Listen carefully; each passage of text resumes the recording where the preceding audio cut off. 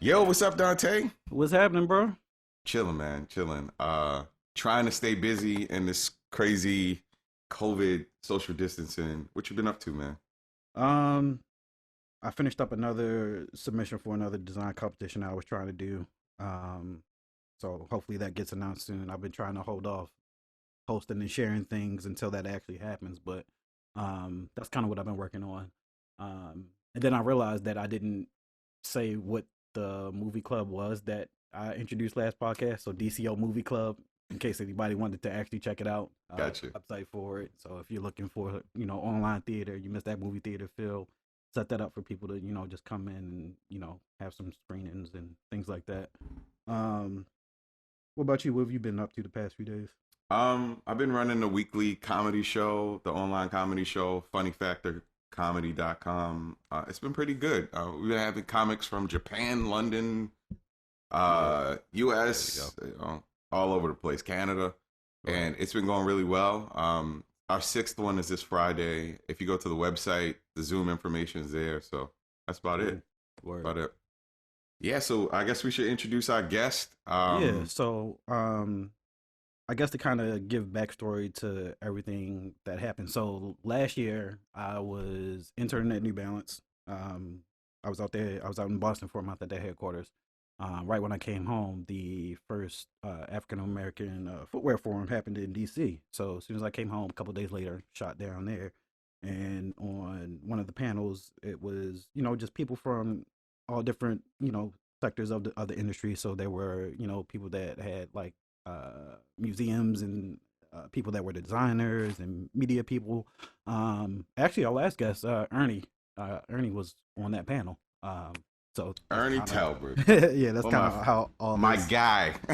goes into one another. And one of the people up there, his story was a lot different than everybody else in the industry, which something I related to because a lot of people that work in the industry, they went to some big school and got an internship and continued to build these connections and landed jobs and continue to build their way up. But his story was like 180 from everybody else up there, and I think everybody in the room related to that. And I felt like it was a good story to be shared and be told on the podcast. So after I Cool. you know went around and conversed and was able to actually link up with him and had a pretty good conversation with him and um said he wanted to come on the podcast when we started back up. So this is finally happening now. So Jacques Slade, thank you for doing this.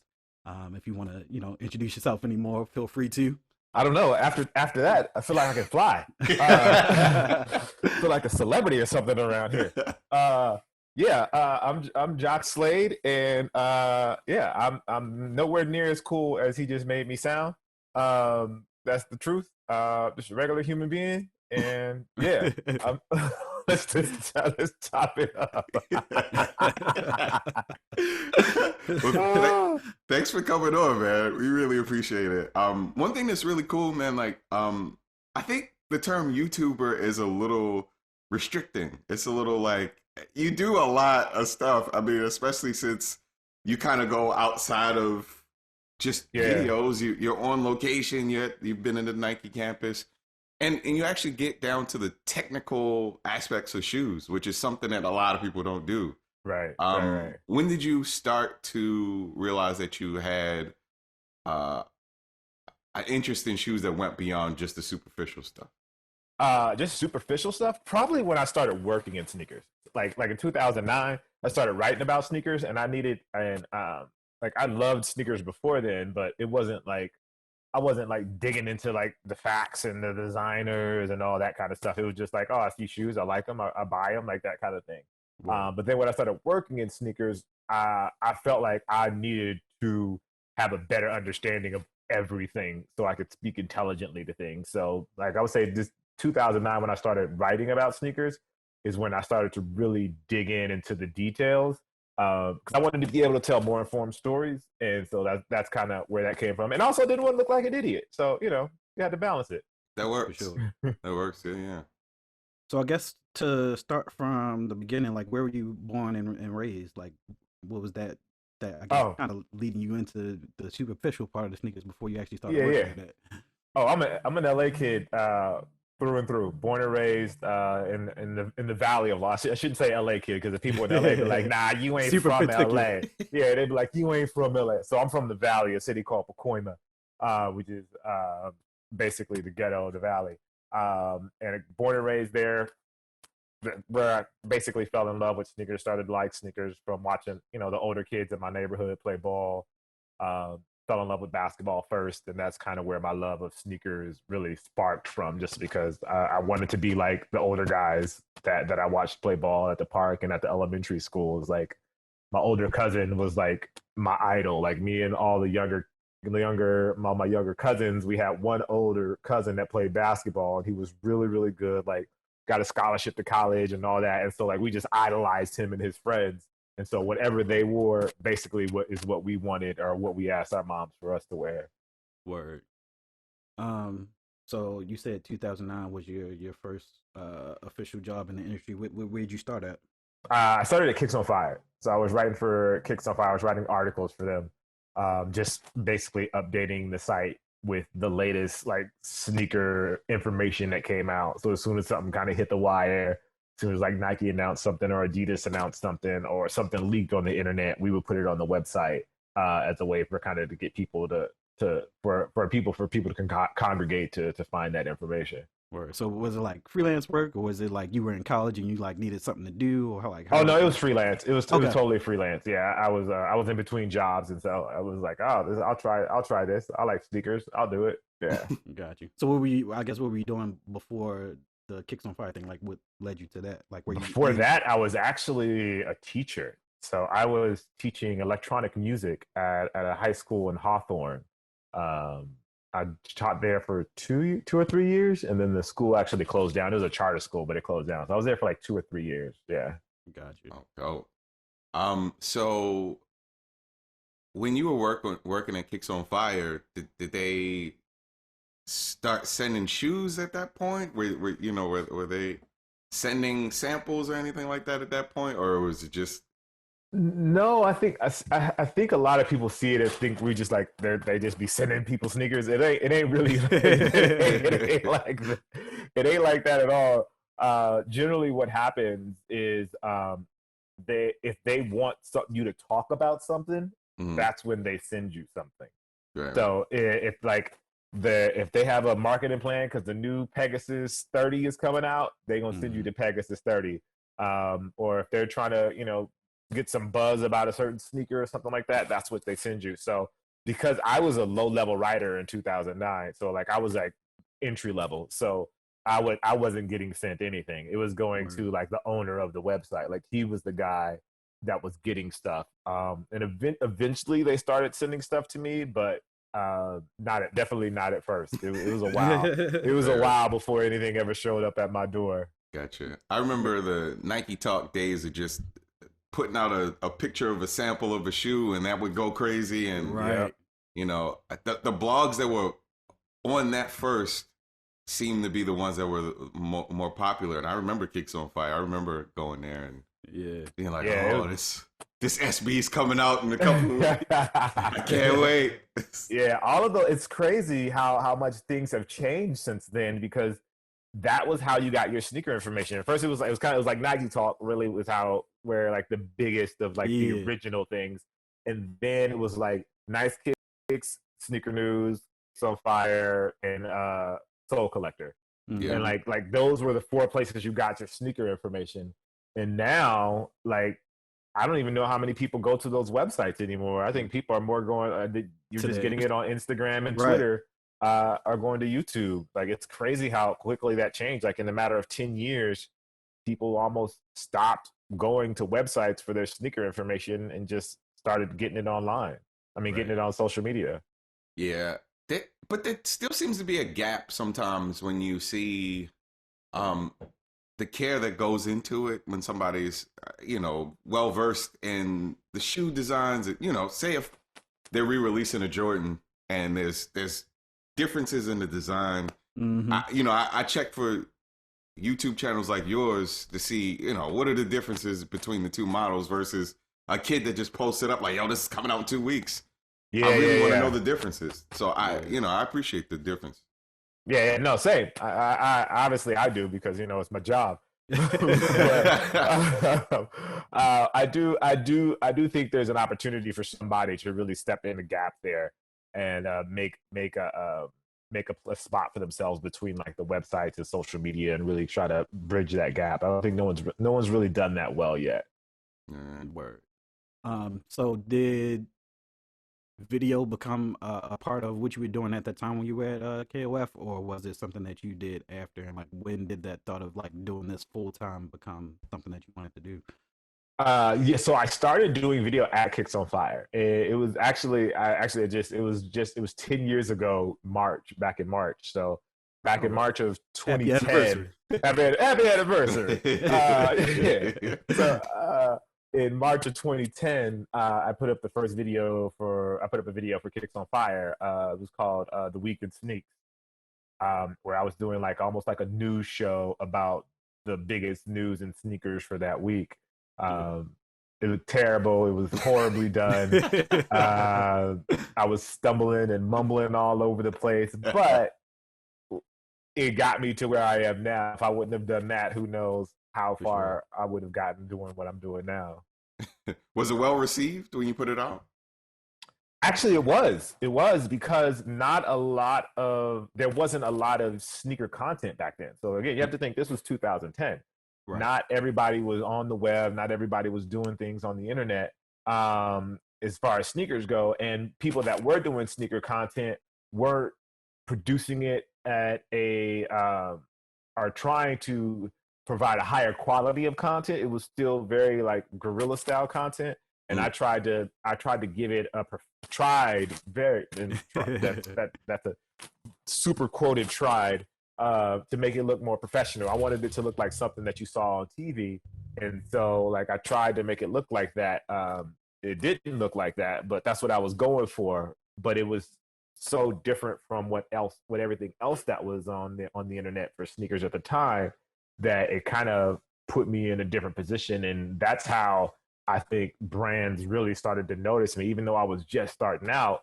There wasn't anybody producing content like that about sneakers at the time. Like there was no complex sneakers. There was no sneaker shopping. There was no sneak peeks. None of that stuff was happening at the time. So I was really the only person that was doing higher production quality content on sneakers. Word. So how long were you actually at Kicks on Fire? I was at Kicks on Fire for 4 years, from 2009 to 2013. Okay, got you. So what happened after Kicks on Fire? What was the movement after that towards? So after Kicks on Fire, I actually left Kicks on Fire to go to Nice Kicks, and I was at Nice Kicks for probably like 6 or 7 months, and we just didn't mesh well, and we ended up going our separate ways, and that's when I put a video up on my own channel. So that was February of 2013. So actually I was at Kicks on Fire for 3 years, and I was at Nice Kicks for like 6 months, and then I did put my own first video up on my own channel in February 2013. Cool. Was this still like part-time, or were you already like full-time into the game at this point? Oh no, it was part-time. It was 10th time really, because I was doing it because I didn't have a job, so I was doing videos, but then I was also doing everything else you could think of, whatever could bring money. I was taking pictures for the city. I was doing portrait photos. I was doing weddings. I was doing music for people. I was doing whatever you could think of in order to make money until and I was doing that for probably 4 years until I was able to start really doing it on my as a full-time job. Word. Gotcha. So your first video, how did it do, and what was it about? Gosh, it was something, I don't remember exactly what it was about, but it had something to do with All-Star, because it was All-Star weekend. So I know I did something about probably the All-Star Kicks that was coming up on All-Star weekend. So back then I wasn't doing unboxings. Even when I was at Kicks on Fire, I was never really doing unboxings. I didn't do those probably till my first unboxing probably wasn't till, I'm gonna say 2015 maybe. So like 2 years later, I did the first unboxing. I was still doing like that the weekend sneaks and today in sneaks, and so it was still just like news sort of content about sneakers, Yeah. which I've actually thought about going back to and doing that because I haven't to get like that daily grind going again. Feel like I'm getting too comfortable, so I need to give myself a kick in the butt to get back on it and just do like some daily content and get me back into it. Yeah, that'd be dope, man. Definitely do that. So, like, as far as you making that decision of full time, was it a passion thing? Like, you like, I'm tired of doing these wedding photos and going around and trying to find these odd jobs to continue to get things going, or was it just like something that just happened? It just finally got to that point where I was making enough money doing it that I could do it full time. Gotcha. At that point, like in 2013, when I put the first video up by myself, like I wanted it to be my job to talk about sneakers in some way. I didn't know then if video was going to be the way, because I even created a website back then too. So I was doing, Oh, wow. I created my own sneaker website and I was doing video as well. And so I was doing both of those things, trying to see which one was going to get me to the point where I could do this as a living, at least make enough money to survive. Word. When did it start? When did you start monetizing your YouTube videos? Because it's a Yeah, it was a weird transition. muddy understanding that whole thing is very confusing. I've watched videos on it after video, and it's still very confusing about how to go about it, how to do it well, release it, and all that stuff. Anyway, yeah, it's different now than it was back then. It's a lot. It's more challenging now than it was back then. But back then, it was literally just, I think you had to get 1,000 subscribers or something like that, and then you could start monetizing videos. Yeah.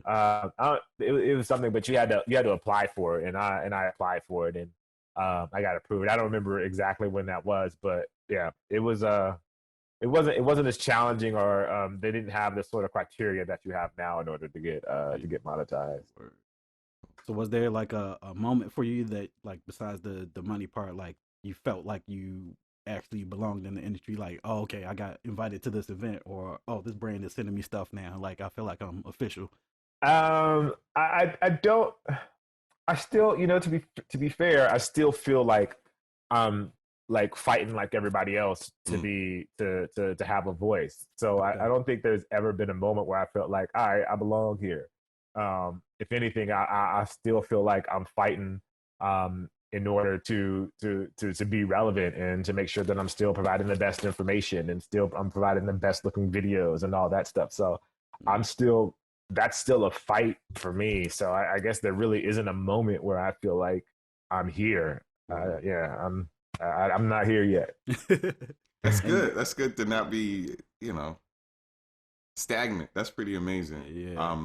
So when you go about making your videos, when did you realize that the extra level of care that you put into your videos was like would set you apart? Besides, the approach that you take is pretty unique. If you watch a lot of the videos about sneakers, you take some extra care in describing the story, the design, and all that stuff. When did you realize that was an important part of the videos?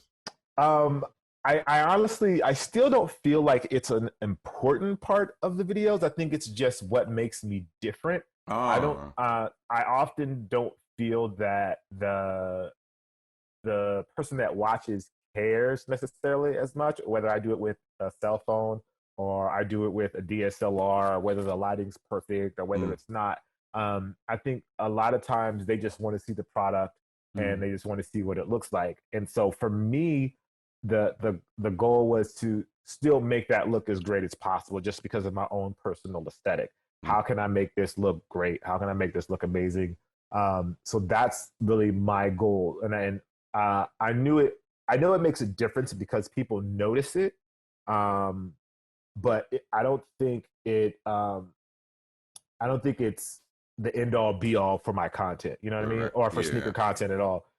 Because there's people that don't do that have just as many followers and that get just as many views and all that stuff as me. So as great as I think it is, I also think that a lot more people do it now as well. Yeah. I think people saw the benefits of it or saw how it made me distinct and an individual. And in the world we're in, I think everybody pulls from everybody to kind of develop their own personal style. And I think high quality, really nice looking content for sneakers is almost the norm now, because everybody has a DSLR and everybody is trying to create.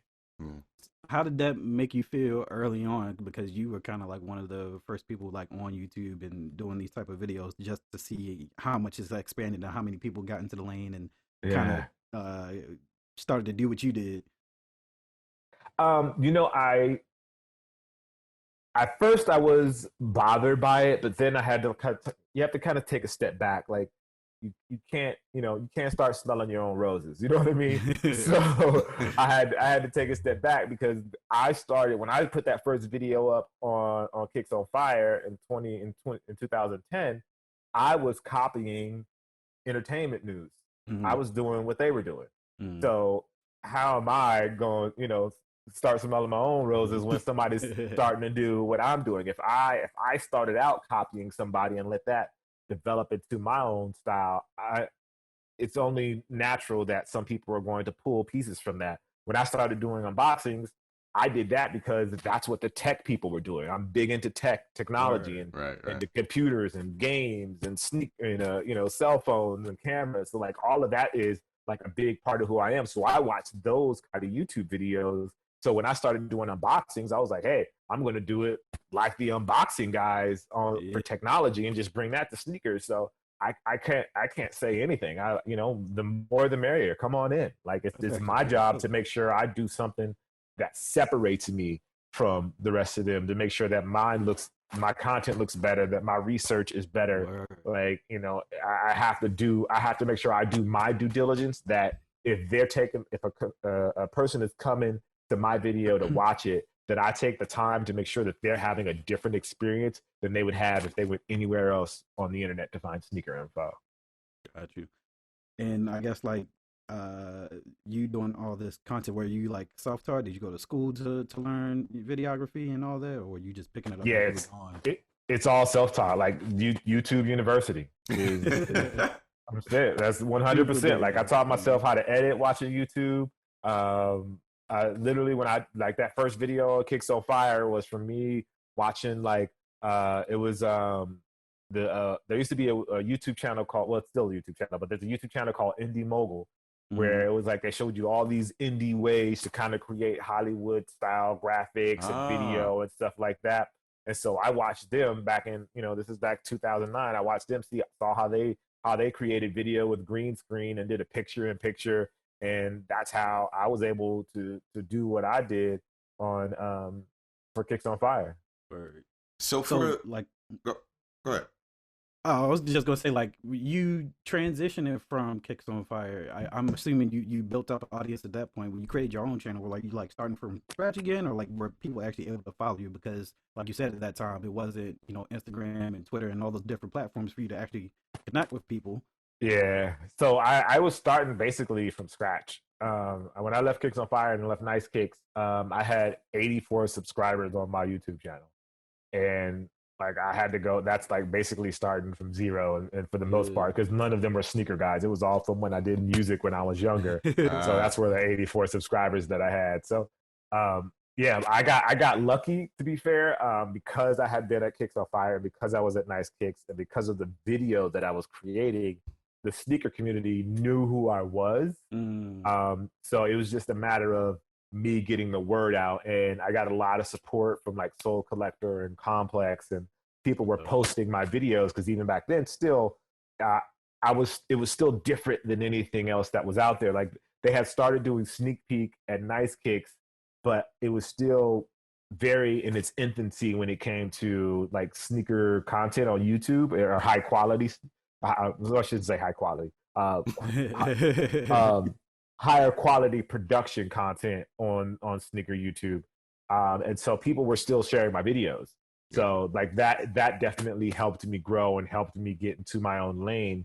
I don't know if I would be where I am now without that. Like that was definitely one of the benefits of being in the position that I was in as a writer at Kicks on Fire, because it put me on the brand's radar, and that continue and being able to continually create that own kind of content on my own was almost like a stamp of approval in their book. So they felt like, oh, we can work with Jacques still.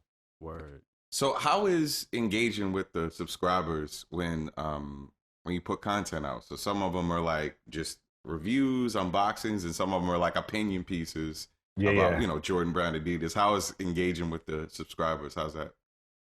What do you? I don't know if I understand the question. What do you mean?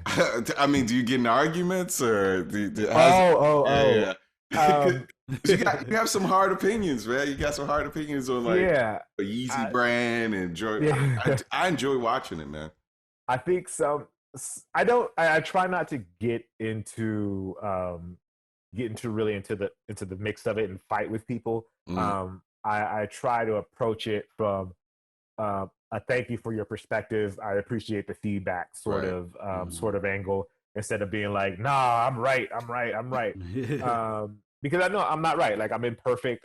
All my opinions aren't right. Sometimes I mess up on information. Like, I may missay something, say, instead of saying Tinker Hatfield, say Bruce Kilgore or something like that, just out of, because I have these names or whatever in my head.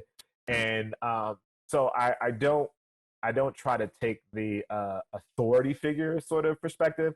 Right. I just take it as I'm just trying to provide information, and if I'm wrong, cool, let me know. I'm open to being better. Like, I'm not going to get better unless I have people, around me or people on the internet telling me like, oh, yo, this is cool, but did you think of it this way? Or people saying it in their own way, trying to take their authority figure. Sometimes they're right. They may be trolling, but sometimes they have correct information. Right. And I try to take that in stride and not let it hurt my feelings, because if I have to take the good with the bad. So I've got to take them both. I can't be like, oh, I only want people to love me, because that's not going to do anything for me.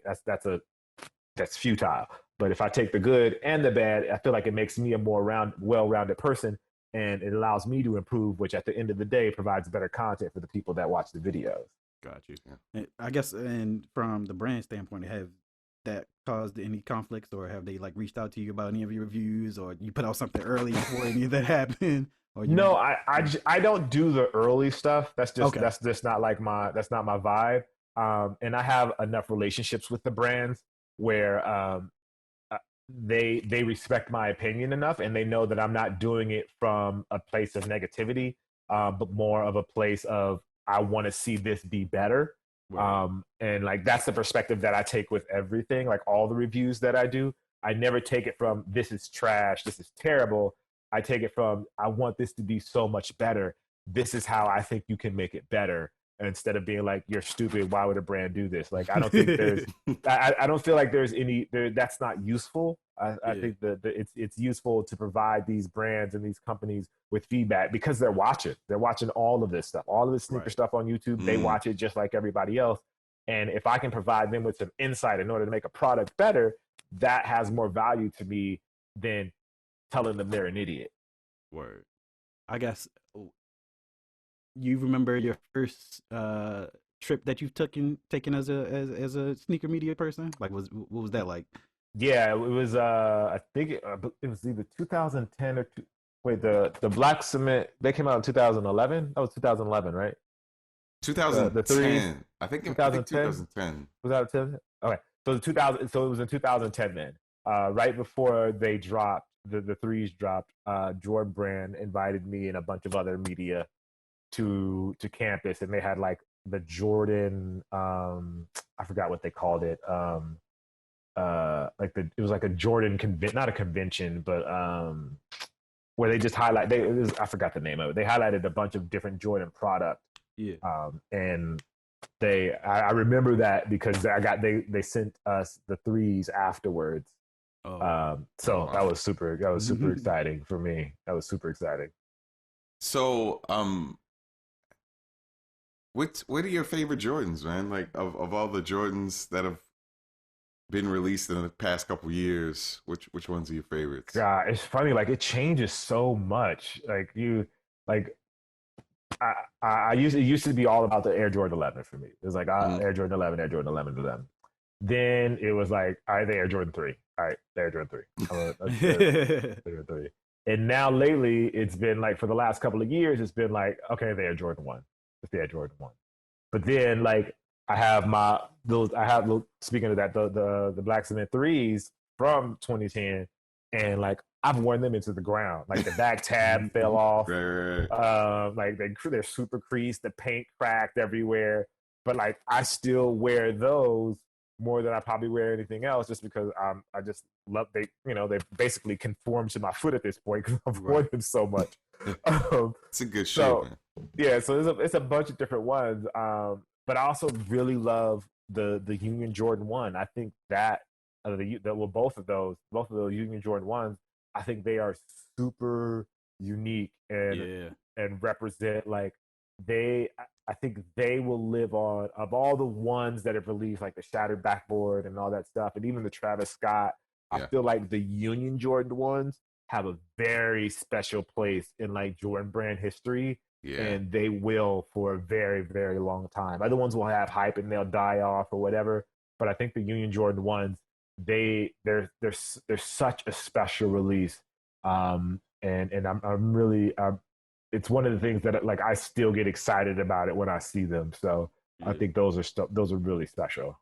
It's a good pair of shoes. I saw it on a pair of Insecure. The last episode of Insecure, somebody had them on. Oh, really? Yeah, I was like, oh shit. Yeah. I'm gonna watch that today. So you kind of talked about the evolution a little bit. What has that been like, and where do you see it going forward as far as like sneaker media? You see any trends that you think are gonna like blow up or continue to happen? I think it's interesting because it used to be all about the sneaker people, and now you see that that's expanding, and it's going on to like influencers and stuff like that. I think the brands are experimenting a lot right now, trying to find what sticks because they know they have this sneaker audience. They know we love sneakers. Like there's no question about it. So I think they're trying to find other ways to spread their messages about sneakers, and they're going to like influencers and people, basketball influencers who just so happen to wear sneakers because they play basketball a lot. So you have a lot of that, and I think that's going to continue as brands kind of experiment with that. But I think it's circular. I think at some point the returns from those people will start to diminish, and then they'll come back to like the sneaker focused audience because they know that like that's the root. And then that'll grow, and then it'll go. It's a cycle for all of it. Right. Yeah. So your channel, it seems like you try to create a balance. So you have, some Nike, Adidas, and other brands. When did you decide you wanted to keep it balanced? Because some people just do Nike, and that's it. Yeah. Right. Well, I think for me, being a member of the sneaker media, I need to be balanced. I need it to be balanced for me to be able to have a conversation about something. I don't want to ever. I definitely cover more of Nike Jordan product just because that's just more popular and it's what more people want to see. Yeah. But I also need to be able to cover Adidas, and I also need to be cover Reebok and be able to cover New Balance, and I need to know about these brands because that's my job. Like it's my job to know all brands and be informed as possible on all of these brands. So it would be I feel like I would be doing an injustice to my audience if I was just talking about one brand. If that's going to be the case, then it should be Jacques Nike Slade or Jacques Adidas Slade as opposed to just Jacques Slade. Like I need to cover everything and keep that information at a base level across all brands. Has there been anything that has come your way like outside of the sneaker industry since you've been doing so well on YouTube or anything like that you kind of wanted to get your hands into or been able to be part of? What do you mean? So like, have you had like any like hosting events or you've been able to do like cool panels? Oh yeah. I mean, I get a lot of opportunities for stuff like that for like the hosting thing. So I've done stuff for like NBC. I've done stuff for I did stuff on Instagram. I've done like live events for brands. I did some stuff for the NFL. I did some stuff for like some law companies. It's like really it's been, wow. Yeah, it's been it's really interesting. I think I've been very lucky that I have the ability to host.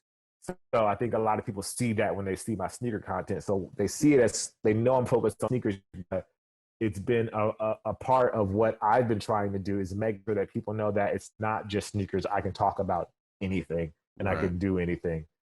So that's been like my goal, and I've been able to do a lot of that different stuff, which has really helped. Got you. So what's your I guess favorite packaging that you've gotten over the years that somebody you sent you? My favorite packaging? That's a good question. There's a bunch of different ones that really stick out to me. Like there was an Atmos Air Max One and Xbox One collaboration that was really dope. There was the Adidas with when they were announcing the Ultra Boost, the outdoor Ultra Boost. I forgot what it was specifically called. The outdoor Ultra Boost, and they sent it over in like this Yeti cooler, but with like dry ice inside. So when I opened it up, like all this smoke came out, and they sent this they sent like this giant truck outside for that one.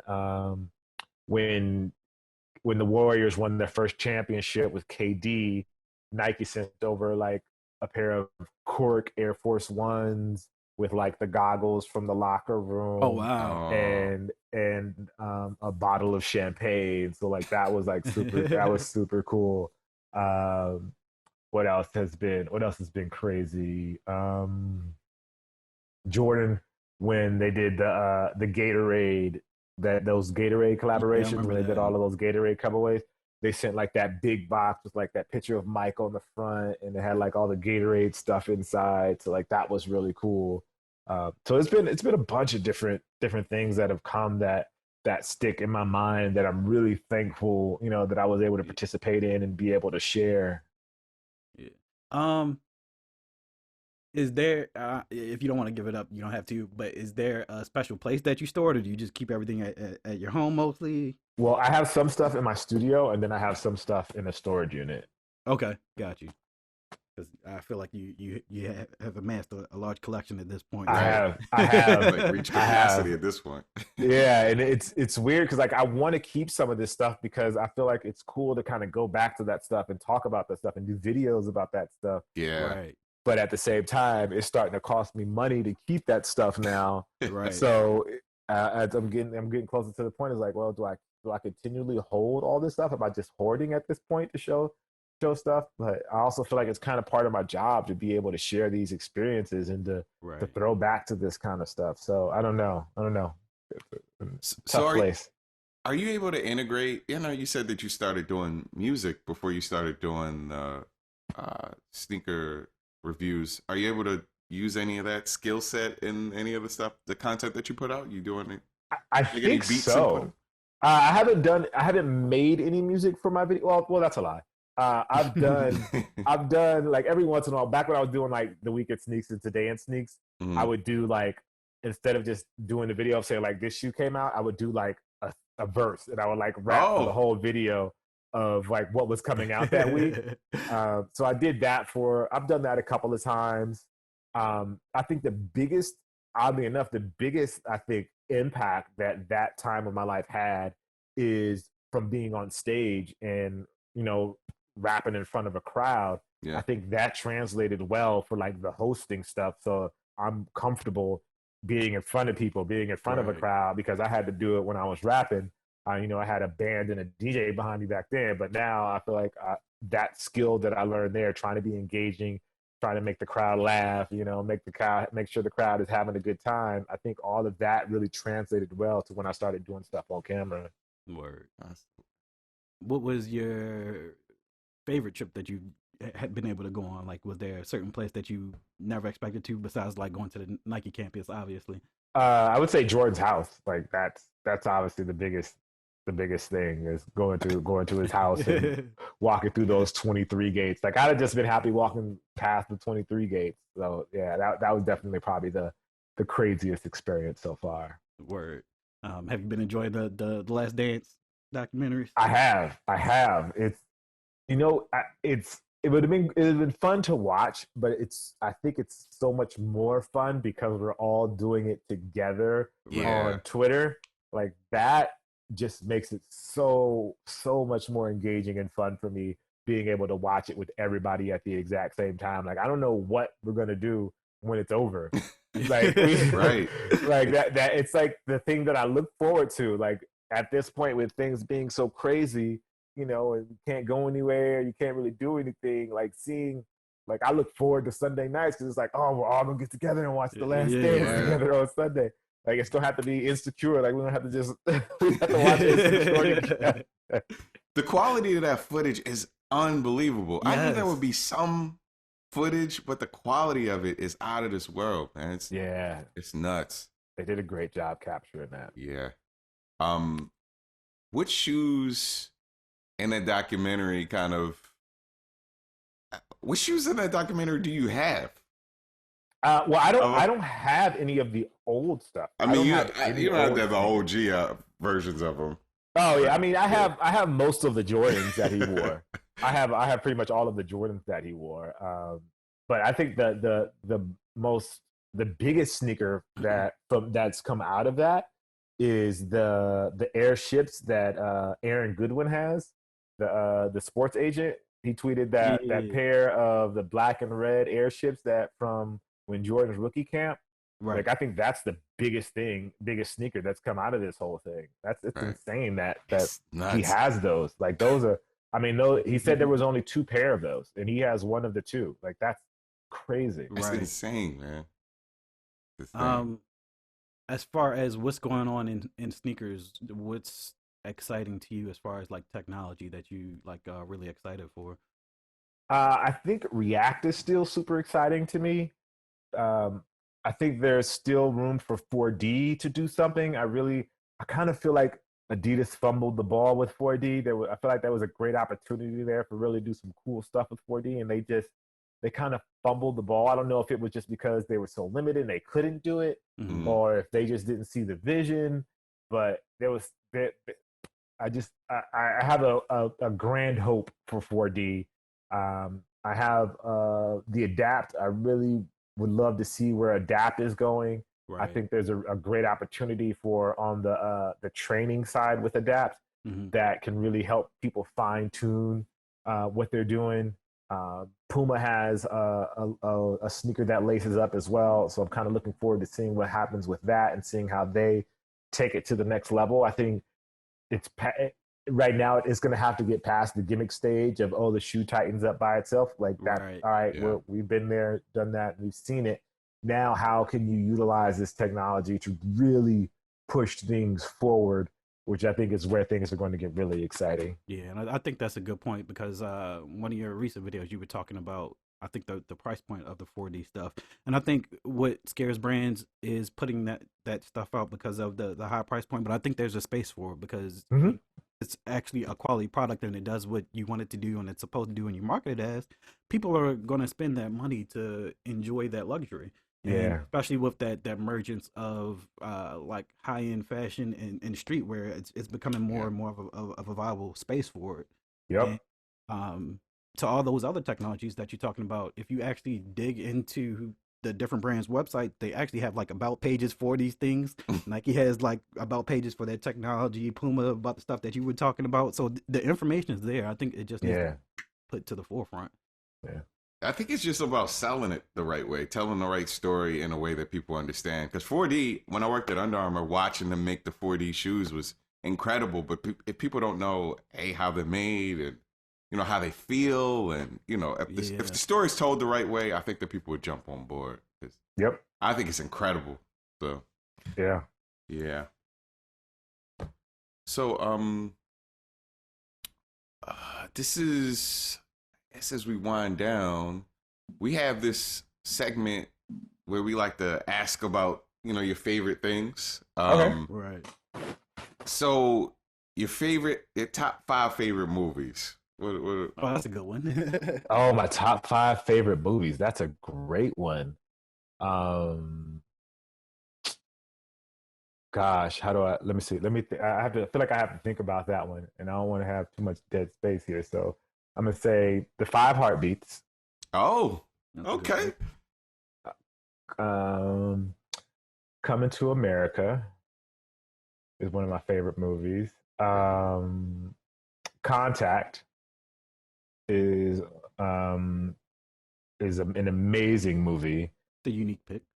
What else? Gosh, that's a really cool. God, see, you caught me off guard with that one. No, it's fine, man. Take your time. I'm trying to think of the names of them. I can see it. What's the name of that movie? The one with it's with Robin Williams and Dead Poet Society. Ah, Then one more.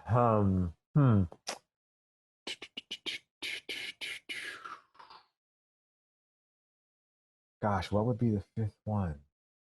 There's so many different ones. I'm gonna go a little. Gosh, huh? For some reason, Toy Story is popping in my head. I really enjoyed Toy Story. Great movie. I don't Great know. movie. Yeah. I guess to spin off that, what's your favorite sneaker inspired by a movie? Oh, Sneaker inspired by a movie? So either that was in the movie or that came out of the movie, like the Coming to America Blazers that just came out. First of all, those Coming to America Blazers are amazing. fire, right? So good. So underrated. I feel like nobody talked about it when it came out. Nobody. I have a pair sitting over there that I haven't even opened yet. But man, oh, that was so good. I mean, you have to go with the Nike Mag. Like that's just like there's no sneaker that's had a bigger impact than those. Cool. So we do this segment called the Branded 10. This is also on the spot. We can do half of the songs. Branded 10, we talk about songs that have kind of influenced us, had a role in our taste in music. 10 songs. You can name 5 and then we'll ask for a list down the line. Yeah, so because what we do is we create a playlist to go along with your episode. So you give us 10 songs, we'll put it with the episode for people to enjoy it. Wow, 10 songs that had it. Like we're asking you a lot, but I appreciate. Yeah, no, because like there's so many great songs that kind of had an impact on me. I would say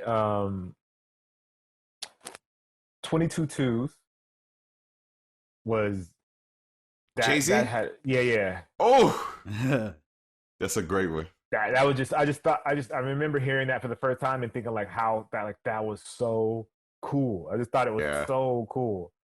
That one there's an artist probably not a lot of people know about named Tracy Lee. Tracy Lee. Yeah. He practices law in DC right now. No way. Yo, he's so crazy you say that. Yo, no bullshit. He practices law in DC right now. That's amazing. Yeah. So he had a song called I think it's called Party. That was like I just fell in love with his voice and like the cadence and like the rhythms that he used when he rapped. I just thought they were crazy. The song was really good. Another one, God, all these songs are old though. Chino XL, Here to Save You All, was like monumental for me. Then Shed So Many Tears, Tupac, Shed So Many Tears. That whole album was like mind blowing to me. Just like he just seemed so honest and so like passionate on that album. Like that album was huge for me. Me Against the World album for people that don't know. Then on the like R&B songs, there's so many. Like Dwele was big for me. Okay. So like that whole Subject album, like his whole like the way he produced it and like the melodies that he used and how he just played with sound, like that whole Subject, like the whole Subject album from Dwele was was crazy. And then gosh, that's a good one. I feel like Eminem's first album, just that like I can't think of like one individual song because there's so many different songs there that just touch you, that make you feel a certain kind of way. Oh, Superman Lover from Redman. Like Okay. all of those. I like that. All of those. So good. All of those. Like when he was coming out with albums, I would like after listening to that first one and finding Superman Lover, every album after that, when I bought it, I would go listen to Superman Lover first before I listened to the rest of the album, just because I was like, that's so dope. I just like love that. Muddy Waters is one of my favorite Redman albums. It hit hard, and that Superman Lover in that one was like, woo. I love that. Who else? I'm trying to think of recent artists so I don't sound like an old man. I really like Daniel Caesar. I really enjoy what he does, his music. So that the best part, obviously, from Daniel Caesar, that just is like such a vibe. That song. I mean, obviously, then like there's like a whole bunch of Stevie Wonder songs, Michael Jackson songs, like Prince songs. Like it's a lot. It's a lot. That's a lot. Is that enough? You provided a lot, man. Okay, all right. I'm gonna say is that enough? Because I can dig into it. We can definitely construct something. We said Dwelle. I thought, has this guy gone to spoken word poetry? Has he lit sage before? Has he dated a woman with a head wrap before? I mean, I have done spoken word poetry before. I think it's part of being a rapper. Like that's just innate to what you do. So yeah, I've definitely done that. I've been to poetry slams. I've been on stage. All right. So two things. One, is there anything that you either have like on your shelves that you want to show off real quick? And two, if you can leave some partner advice for people that are, I guess, trying to get into YouTube and sneaker media. And I don't want to show off any shoes, but I'll show what we talked about earlier. Oh man! Oh yes! So my little pennies. bought these on. I bought these on eBay. So good. They were like $10 a piece. So you see, it says little penny, 1/2 right there on the back. Cool. And then the robed out Dapper Dan sort of little penny. So always something cool to have. I just feel like it's something like a little accent. I'll throw them in a video every once in a while. Like when I do hard pass, sometimes I'll have him like just sitting right behind me on the desk right there just to see if anybody notices. And then parting advice is going to be it's interesting for like the advice thing, because you always want to tell people to like just start. First of all, just start. Yeah. And try to start crafting your own voice. It's okay to kind of mimic people at first. That's how we all do. Everybody's a copy of something. But then you start to kind of develop who you are outside of that. But on top of that, the other thing on top of that is also understanding that nobody cares. Nobody cares who you are. You don't deserve to do anything. So if you're going to do it because you love it. Because most likely you're not going to get a lot of views. Most likely you're not going to have a huge audience. But if you can still do what you love despite that, that is what makes you different from everybody else. I had no idea I would be here. I had no idea I would be able to do what I'm doing. I'm definitely lucky. I feel fortunate because there are 1,000 people out there that are just as talented, just as qualified as I am to be doing the same thing that I'm doing. I just got lucky enough to be in this position. So know that you may not be as successful as you see yourself being in your head, and you have to be okay with that and still be able to create, because the creating should be what you yearn for, not the results of creating. We all, don't get me wrong, we all love to have people praise us and love our work and things like that. But if that's what you're working for, you're working for the wrong reasons. If you want to get a huge audience and you want to be this big star and do these big projects, do that because that's what you want to do, not for the approval of everybody else. Because again, nobody cares. No one cares, and you don't deserve it. You're not special. Like none of us are. Some of us just happen to get lucky, and you have to be okay with that. Oof, that's incredible. That good. Well, we appreciate that, man. Where can people find your stuff? Where can people find you online? Everything's Kustoo, Kustoo. So anywhere on the internet, Twitter, Instagram, Bumble. I just got it. It's Jacques Kustoo. Oh yeah. I appreciate that. yeah. So it's Kustoo everywhere. Kustoo everywhere on the internet for the most part. Cool. What about you, Ronald? Who is Ron James? Instagram, Twitter, Funny Factor Comedy for the stand-up that we're doing weekly. So that's where you can find me. For sure. As far as the podcast, it's branded podcast, BRNDD podcast. The website's up there now. Instagram, Twitter, all that stuff is the same. Personally, Cotton Smooth, so COTTEONSMOOTH. You can follow me on Instagram. I'll try and post my works on there when I can post them. If you want to see anything that I work on, and DCO Movie Club, if you guys are looking to watch movies again, check that out as well. But yeah, man, I think that's it. Jacques, I appreciate you coming on and sharing your story, and hopefully giving some inspiration to some people out there, man. I hope so. Thank you for having me on. Definitely appreciate it. Really appreciate you guys taking the time to talk to me today. So thank you for having me. Thanks, man. We appreciate it.